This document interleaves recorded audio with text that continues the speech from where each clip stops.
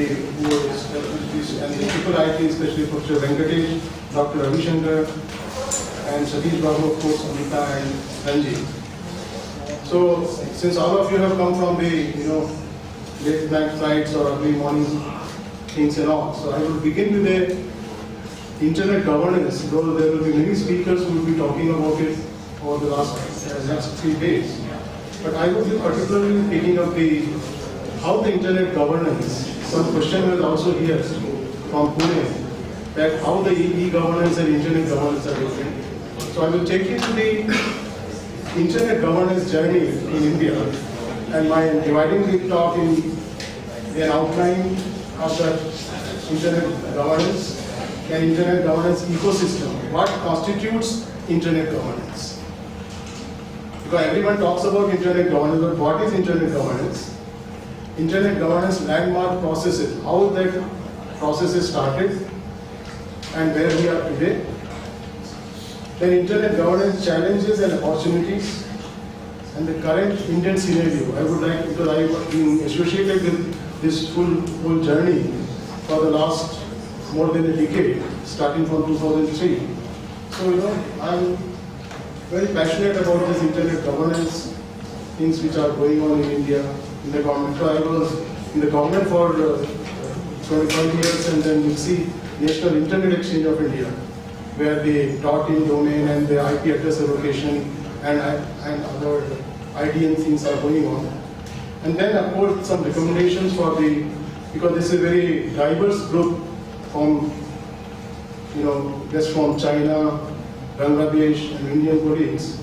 So it would be very varied kind of thing, because you have all the different kinds of backgrounds on internet. Everybody knows about the internet, I believe. Everyone has used the internet. Is anybody here who is not used internet? Hardly anybody. So do you know in the internet is like a life. It is gone way beyond your imagination, way beyond your things.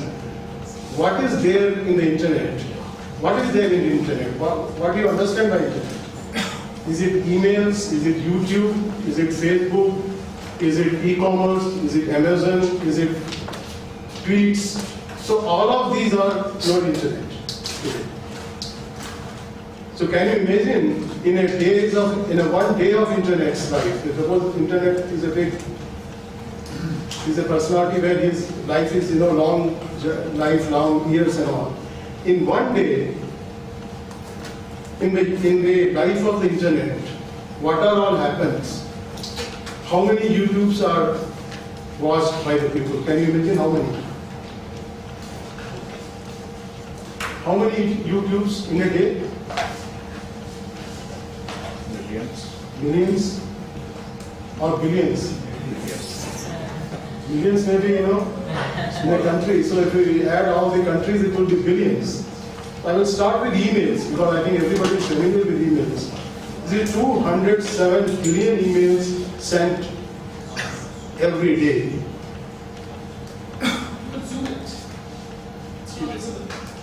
Which one? This one? Yeah. I don't know whether it will be.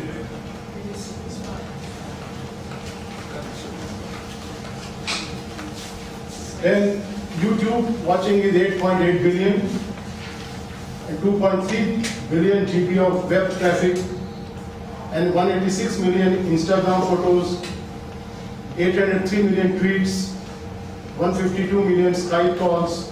So this is, you can imagine the enormity of the internet today. The internet which started in the US project way back in 1970s. Today, where we have reached with this kind of internet. Started with few millions, maybe in early 90s. Today, any guess how many internet users are there globally? How many are there in India, internet users? 20%, less than 20%. Internet penetration is less than 20%. 20%. Any numbers? Any internet users? How many users are there?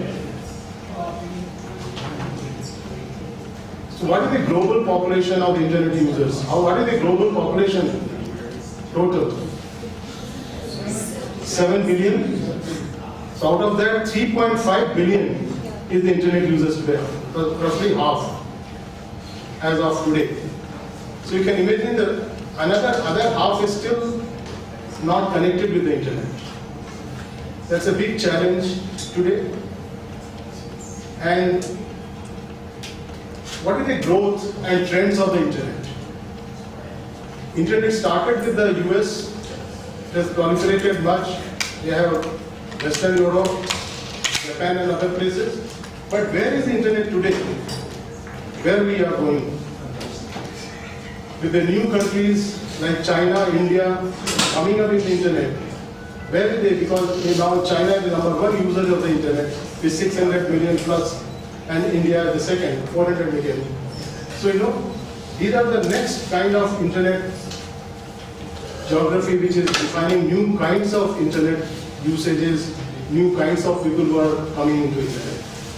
So the internet, as I said, 3.5 billion is yet to reach internet. So where are these expansions going to come from? These countries. These countries and these continents rather, like India, China, and Asia Pacific, Indonesia, Bangladesh, African countries, then your Latin American countries. So internet is a great leveler where how can you take out these things? Then internet's sole language is today English. So, but in India, 10% is the internet users, those who speak English. But what even in China? Or even other Asian countries, Asia Pacific countries? The local language would be and content and culture will dominate the internet in the next billion or next to next billion internet. So internet, as of today, has reached, I can say, certain kind of saturation in terms of its growth, in terms of its reach, but if it has to reach further, it has to benefit the rest of the world. It has to come in its own language, local languages, in India's 22 official languages, content and culture will dominate. And technological innovations will continue to move towards mobile and social media.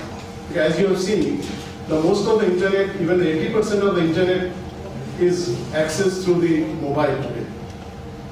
It's not through your laptop or desktop or any of those things because it's cost effective and those kind of things where the poor can get those kind of things. And expansion of users and technological innovation will give rise to increase in scope for malicious activities. So as the internet grows, the so grows the cyber arms also in that. So that is the one point which we have to. So here is the internet in India by 2020. I have given a picture. Like today we are close to 400. So by 2020 we will be around 730 million internet. 75% of the new internet user group to come from rural areas in India. I think that will be the story with every other similar countries, whether Asia Pacific or Africa or the Latin America. Unless there is a growth in the rural market, semi-urban areas, slums, internet will not grow. We have to reach to them. 75% of the new internet users you have to speak in their language, other than English. Arabic, Chinese, Korean, Hindi, Malayalam, Tamil, Telugu, and all the languages of the country and even the world. So unless you put these internet in these local languages, that will define the new contours of the next billion and next billion which I talked. And 70% of the e-commerce transaction would be on the mobile phones. That will be, these are the kinds of things which are emerging in the internet scenario. Why I am telling you that you will get a feel of these things, how the things are happening in this area. So what is internet? Everybody knows. I need not elaborate about that. Does internet has a geography? No. Why? Beyond boundaries, it's pervasive. Pervasive. It can reach beyond your borders, every country's borders. So it's a beyond borders, borderless phenomenon, borderless entity. So open networks are networks, everybody knows that. Dynamically shared resources, all resources you are doing it. Connectivity, awareness, e-services, e-governance which you talked about, how we are leveraging all kinds of services, whether it is educational services, health services, government services, any tax or any your license and all kind of things. That is called the e-governance side part of the internet governance.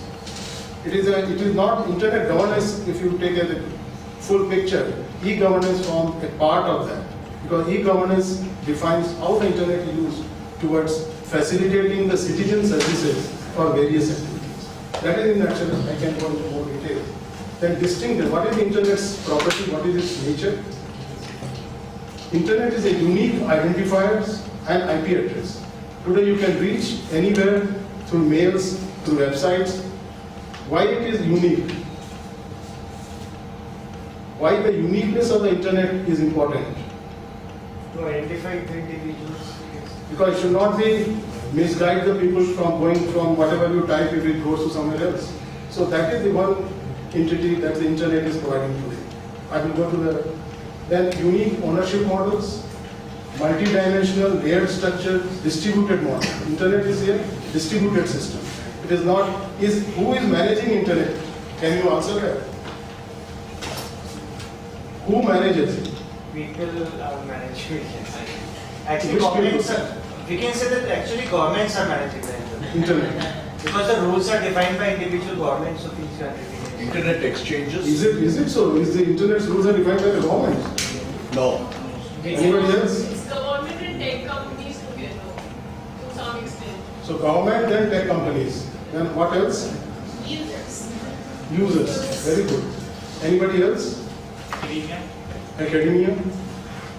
Their role is there. So internet is today not the subset of one entity. It is a multi-dimensional entity. Governments, private sector, academia, technical community, and your users and civil society. That is very important. You will learn from my lectures.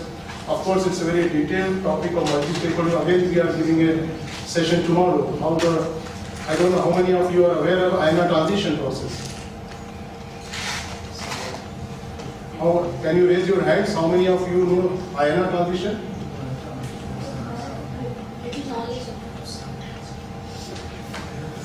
Okay, then internet infrastructure, coming back to a little bit about the infrastructure. This is the physical infrastructure which you see as part of cables, routers, switches, servers, microwaves, satellites, optical fiber, Wi-Fi, etc. These are the physical infrastructure which provide the internet. Then there is a logical layer which provides the TCP/IP, Transmission Control Protocol, DNS, SSL. These are the protocols. Who defines these protocols? Which entity? Do you have any idea? IETF, Internet Engineering Task Force, or Internet Architecture Board. So I will be coming later where these organizations are. And then the third is the content layer. You see Facebook, YouTube, Twitter, file transfer and all. These are through content layer. That is the most important layer because that is what you know. You are not bothered about where is the cable going, where is the protocol going, but you should get YouTube where you put some song or some picture or some game or something. So that is the beauty of internet. That all the three layers are defined but yet decentralized. Decentralized in the sense, no one entity is managing internet. And all the time, all of them are managing the internet. Government's role are important, private sector role is important, civil society role is important, academia role is important, and technical community role is important. If protocols are not made, how the internet will work? If physical cables are not laid by telcos, how the internet will work? Even if these two are there, if content is not there, how will you reach to the people, user? Twitter, emails, Facebook, your transaction through Amazon and all kinds of things. So all the layers have its own importance and criticality in the internet governance. So this is again, I am just putting it in a different way, scope, how the internet governance issues are technical, because technical community is involved, whether TCP, IP, how the things are there, DNS is there, then your legal aspects, then your policy and other aspects. So all these things converge into making the scope for the internet governance. And how the issues are domestic also, like you said, how access is not there to the many countries in the world. So that's the infrastructure problem. If access is there, content is not there, that's another kind of problem. Because even if you give access, if he doesn't know how to read English, or if he doesn't know English, if you provide him content in his own language. So that's another challenge. Then all these things are there, then internet has to be stable, secure, reliable and open. So those conditions are also there. The internet infrastructure has to be stable. It cannot be unstable whenever you are working on something. It just zigzags or something like that. Or it should be reliable. When you want to reach certain websites, emails, it should go to that. It should not go to somewhere else. And then major functions are, as I said, technical standards, management of operational management, and all those kind of things. So, can you name few issues of the internet governance? In the morning session, Mr. Satish Babu was talking, people raise certain issues. Any issue which you come out for the internet governance, which you feel is important? Legal issues, what contents are actually these that are good to the society or to the people. Any other? Security. Proper content delivery. Hmm? Proper content delivery. Okay. Privacy and security. Privacy and security. Said question, everyone should speak on the mic. It will be recorded. Okay, okay. This is just I'm asking this, and it's not that question that I said. So, there are, as the internet grown, earlier we were access issues, then diversity issues like Language. languages, multilingual internet has to be there from the monolingual internet. Third is the security, and fourth is the openness. If you look at the history of internet governance, right from the attempt when I will come to the processes little, when it started 2003 and 2005, Tunis agenda and Geneva Enclave, then the internet that time was not many were using internet, so they were not knowing the problems of internet. But as we gone into the path of internet, how people have learned how to do internet, frauds started happening, pornography started happening, and so many other things started happening. So the issues have started. Human rights issues, cyber security issues, content development issues, then infrastructure issues. So I will cluster these of internet governance issues in infrastructure layer, a security cluster layer, human rights cluster layer, legal cluster layer, economic cluster layer, development cluster layer, and social culture. Today you can see that today you said internet is a borderless medium. You can you can go to anybody's country with your internet. If you do certain crime, sitting over India to say US, that the kind of whose jurisdiction will be there. Whether your courts will obey that or the American courts will decide those culprits. Terrorism is happening. Who will decide that? Through internet. Cross-border transactions are happening. Suppose Alibaba is selling some product to India. Who will collect the tax on that? He's just jumping out, without going through your sales tax and other kind of things. Similarly, movies. Suppose some movie is shown which is not to be shown in your country. What will happen to that? So these, I have clustered these issues like in the e-commerce, taxation, consumer protection, because if you are sold certain things and it is not up to the mark, who will take care of it? Because you are not physically meeting the guy. Internet, you are not meeting. It is just delivered to you through your transaction. This is little more, I made a slide. It is taken from the Diplo Foundation's tree, where I have shown that how the infrastructure, the yellow line, I think if this light can be off, then I can make it more clear.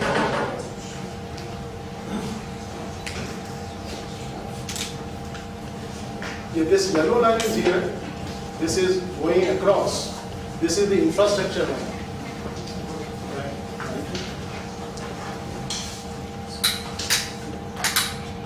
Yeah.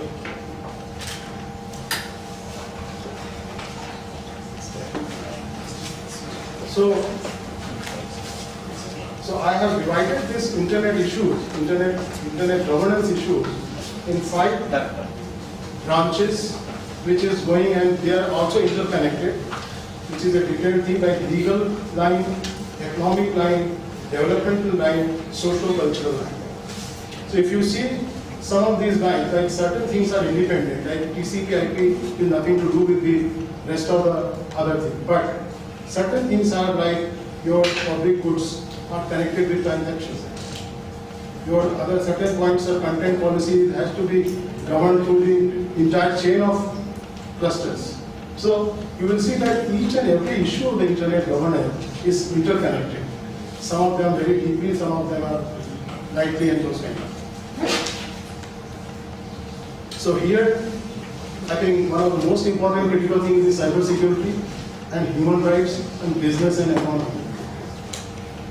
So I have just made it in a triangular form. This is again from the diploma, which made it how the triangular way, the cybersecurity, human rights, freedom of information, right to access, network neutrality, and all these issues are coming up. You must have heard in India that this year the network neutrality took a very big stance and how the whole thing is developed.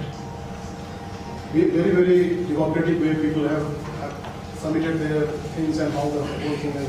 So this is the triangle which shows how the cybersecurity and the business and the human rights. These are the 3 important part of a triangle of internet governance, which is most important. Here you will see business, Apple, IBM, Facebook, and all kinds of those businesses are, internet companies are there. And here in the human rights, how to express things, how freedom of expression is online storing, and so many other issues are there. Privacy issues are there, data protection issues are there, identification. Each and every topic itself is a big lecture for a day or two. This is such a vast area today. Someone talked about it, how the cybersecurity and human rights should be there. I think you said or someone said in the previous session. So this is, so if internet governance is a big structure, building, so I have shown here how slowly from the below, the infrastructure, the standardization, the legal, cybersecurity, development, economic, social, cultural, all these things, how getting made and made, one layer after the other, one floor after the other, and from the side, how the things are, under construction, certain things are under development, certain things are under construction, certain things are still in the process, So these, building this infrastructure, this building will show you as a depiction of how the total human rights, net neutrality, social cultural issues, all are part of this full internet governance building. This is again I have taken from that. And this is, I have put the internet user, vendors and internet industry. This is a very important part, how the internet user gives the money to the vendor and get the goods and services. That is one part of the story. And another part is, he automatically provides the data to the Google, Facebook and other kind of entities, and he gets the free service. So there is a difference between the two. One is giving his money and get paid for getting paid services, you can say, and another is his data. And data is today is the new oil. Yeah. Data is not just anything. Data is the most important part in the 21st century. How the data is going to define your geography, history, and your economy, your social, cultural things, and everything. Everything is data today. How that data is defined, how that data has become big data, and how that big data becomes your, profiling your structures and profiling your social economic things and all kind of things. Then internet industry pays money to the vendors through advertising, user, customer profiles and then they get the money and all. So that is the way the whole cycle of things are happening in the internet. So quickly going to the internet ecosystem, what I talked about, how the internet, enormity of the internet, how the internet governance structures are. Now I'm going to the most important entity of the internet governance is ICANN. How many of you heard of ICANN? Everyone? So I need not define what is ICANN is. It gives you the unique identifier I talked about in the previous slides. It gives you the unique domain name, protocol addresses, and port numbers, and your IP addresses. So internet, ICANN defines the most important aspect of the internet infrastructure in terms of numbers, names, and protocols. In 3 words, you can see what is internet's in ICANN. ICANN advisory committees are there. ICANN has to work through advisory committees. There is the governmental advisory committee, where the governments of the world, more than 100 countries are the members. India is also a member. Bangladesh is also a member. China is also a member. US is also a member. Then Security and Stability Advisory Committee, because one of the most important aspects of the internet is the stability and security. So there is an advisory committee for that. They have to see how the root servers, how the things are stabilized into the root and how the whole thing is happening. Then root server system advisory committee, again this is the root. How many roots are there? Any idea of people? 13 of the root servers. And is it everywhere this root server or only in few countries? Different countries. Different countries, but almost everywhere. Aliases are there in different countries, but main is some countries, one country. Main in 1 country or 2 countries or 3 countries, but its mirror servers are there in all over the world, more than 500 today, and kind of thing. And at large advisory committee, which is the role to consider and provide advice on the activities that ICANN so far as they relate to the interest of the individual internet users. And where Satish Babu is quite active. ICANN supporting organization, we are the GNSO. There are 2 types of domain names. Everybody knows generic top level domain and country code top level domain. .in, .cn, .us, .uk, .ek, .australia, .au and all. That's the one kind of country code top level domains which every country has. And then there are GNSO. Generic top level domains like .com, .net, .org, .edu, .gov. Then you have so many others which are recently, ICANN opened this Pandora's box to go for more than 2,000 new GTLDs which has come like .doctor, .book, .ngo, anything you name generic, it is there in that list. And geographic names are also there like Paris, New York, those kind of things. Do you have any idea, this kind of new GTLDs, any issue came in last couple of years in terms of, are all of you are using Amazon? E-commerce site? This Amazon name has come from where? Is it the Amazon? Amazon is from South America. South America, there is a river which goes across the South America, and whereas this Amazon name is US. patented by one of the US company long before this whole ICANN thing was started. So so this way you can see that how the whole Amazon word is becoming so controversial today in terms of the GTLDs. So similarly, sometime back I remember I dealt with in the government, RAM was there, RAM. Then we made a issue in the GAG that .RAM cannot be given to some company who is making tractors in the US. So that way whole process of this new GTLD down where the country names, countries, religious names, countries, rivers names, geographical indicators are coming up, how to deal with those kind of things. So this is the kind of new economy which is growing up in the, I think somebody was asking us the most important sessions to attend. I think one of the most important session is the new GTLD session. How the new GTLD, how the industries are picking up these new names and see that how the future contours of the internet are going to define. Not everybody, how many .coms are there? .coms are more than 200 million. But today people want to be more specific. .hotel, .book, not in under one .com everything. They want to doctor, pharmacology, and so many things. So that you are able to identify your company if you are working in certain specific areas of your economy. So there are specific GTLDs are there. Like .tata, .birla, so many brands are also going to become the new GTLDs. CCNO, I told ASO is the address supporting organization that again IPv4 address and then lately the IPv6 address, which I think everybody knows about that.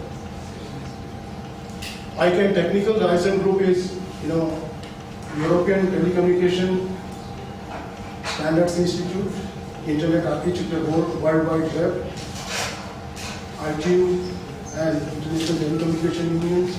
So these are the license groups of the ICANN with whom they work for their policy development processes.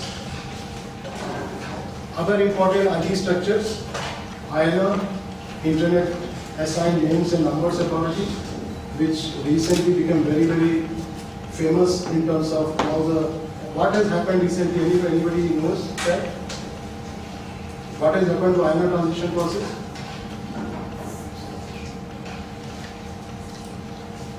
The role of US government is there or not there now?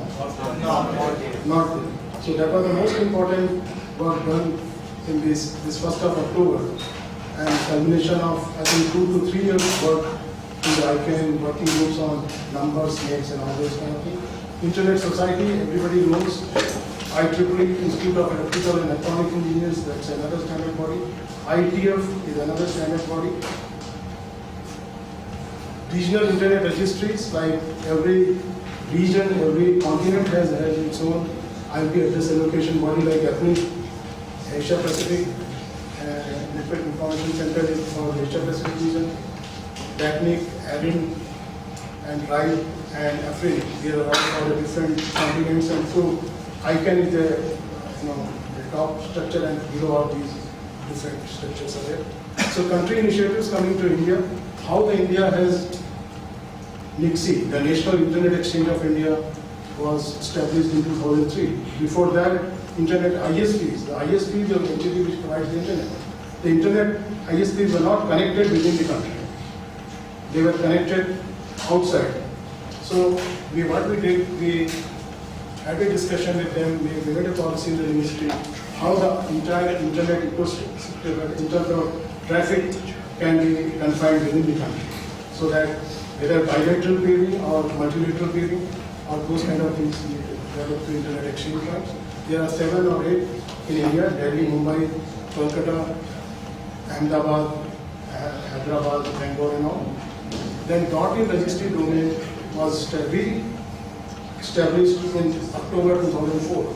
Before that it was with CDAI. Another entity of the government was taking care of this entity, but we made the policy more liberal, more open, where you can take several second level, third level kind of domains. Earlier there was third level was only possible, now the second level, like your name .in was not possible, now it is possible. So, and the cost structure and the policy there. Then internet mirror root servers, as I talked to you, because apart from 13 root servers, how hundreds of those root servers are established all over the world, and in India we have around 7 to 8 such mirror root servers. Setting up a national internet registry, that's another landmark thing which was done in India. Set up because India is a big country, so we thought everybody going individually to the APNIC, why not establish in NIR, and here NIR will follow the policy of APNIC and provide the IP addresses and AS numbers. Then implementation of internationalized domain names. This is the thing which was done in the internet, where .in is the country code of the domain, but we developed .bharat in Devanagari script, which covers 7 or 8 languages: Nepali, Bodo, Marathi, and all kind of things. Then there is Bangla, Telugu, Gujarati, Urdu, and now it is all the 22 official languages of the country.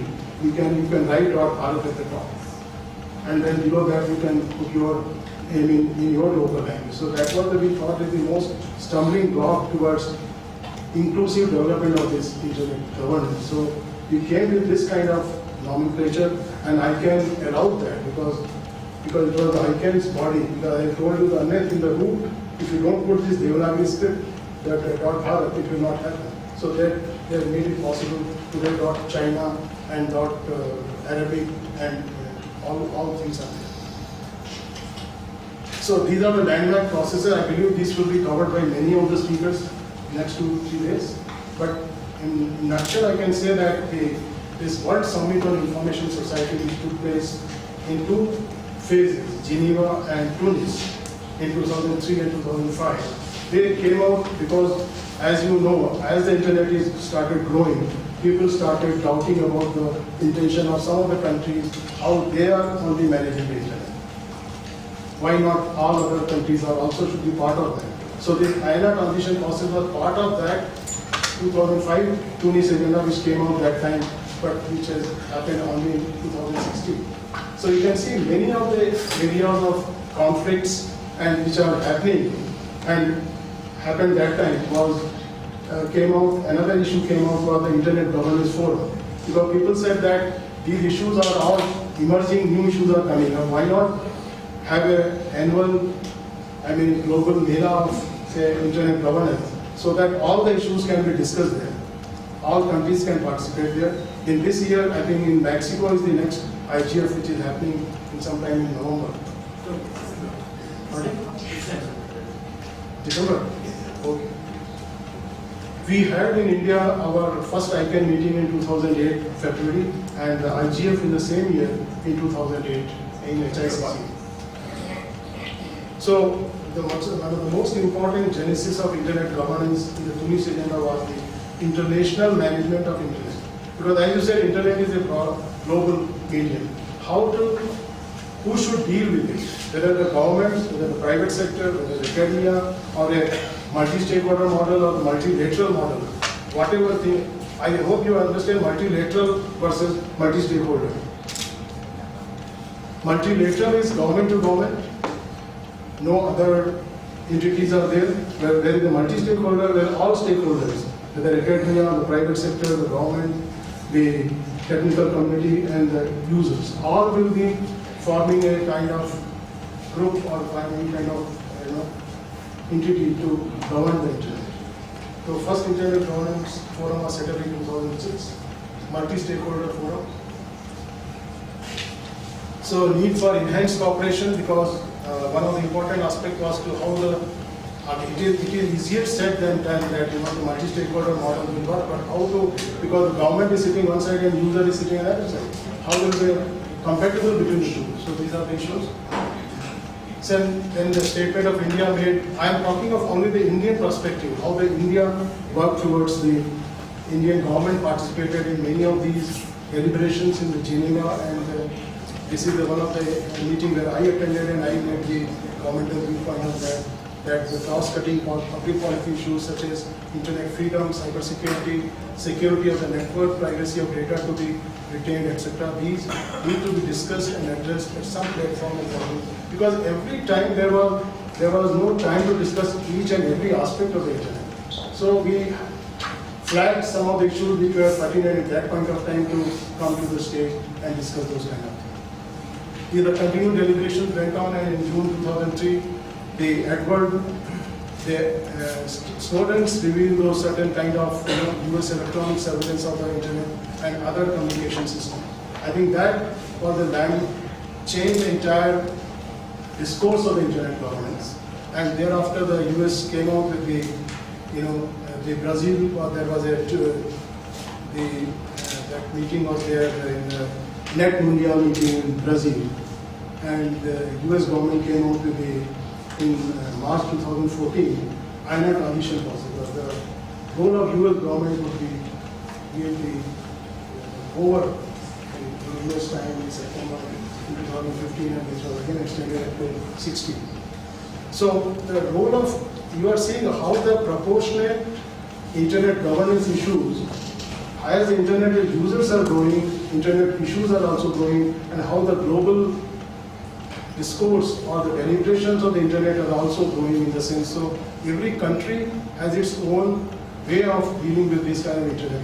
Because a small country, big country, population like China or India in Asia, these are the major players in the internet governance. So the whole thing is starting because India's biggest users of the internet after China, most important player in the ITS economy, e-governance initiatives, B2C transactions, roll out 3G, 4G, and adoption of IPv6 and India's IT talent. So all these factors will in a way have to be factored into the model of internet governance which we believe should be there in the global system. So we formed the interministerial group which is working on the internet governance issues. So these are the internet governance vision for India, that a strong position and role in the realm of internet governance, being the second largest user, and since we are closely working with the ITS areas, so our view should not be away from what the other like multilateral or multi-stakeholder commensurate with the size of India's internet user base and the strength of India's IT industry. Focus on internet as an open platform which allows for innovation and cooperation. This is very important because internet should not be a closed door development, it should be open to everyone. Everyone has to work towards that and with the cooperation and involvement. Then only the innovations and entrepreneurship and investment will come up in the internet. And this is looked after by India, seen as a role model for other countries also. India's multilateral approach has been, this is one of the studies which was carried out by Indian Institute of Management, Ahmedabad. They studied the entire spectrum of Indian governance thing, what has happened, and what kind of recommendations we need to give them. So global trend, multi-stakeholder approach has been accepted across the globe. Major holdouts such as Brazil and China have now endorsed it. Multilateral forums like Working Group on Internet, enhanced cooperation have not worked properly. The net Mundial thing, issues being discussed right now, most countries are who will replace the US in the oversight. That's the oversight area of the US which is coming up at that time. The strategic objective, the global leadership in global internet governance, leverage strengths of industry, human resource, and market. These are the things which should factor in your stance of the internet governance. Benefits for India, its economy and its people, ambit of emerging global consensus. So with these, I think our minister in ICANN 53 read out a statement, which he could come, I read there. India recognizes that all stakeholders are key and multi-stakeholder level is perhaps the only way to keep the system integrated, growing and expanding through new innovations and investments. So I will not go, time is up. So internet governance opportunities, I think every country has its growth and structure. So they can go into the internet governance, how can they participate in the technical and legal aspects, innovations aspect, investments aspect, in the internet related technical and policy processes, representation in national and international IT organizations. And these are the things which need to be inculcated and how we position ourselves in the global internet governance structures and policy frameworks. So this is again I talked about. And these are the recommendations like invest in R&D and innovation because internet is the future. And how the investment in the information mapping, invest in capacity building, like this training processes are going, invest in scholarships and fellowships, collaborate with academia, civil society and the government. So these are the kind of, and work with the participants like ITO, RIS, ICANN, IEEE, ISOC, and all the research and policy. Thanks.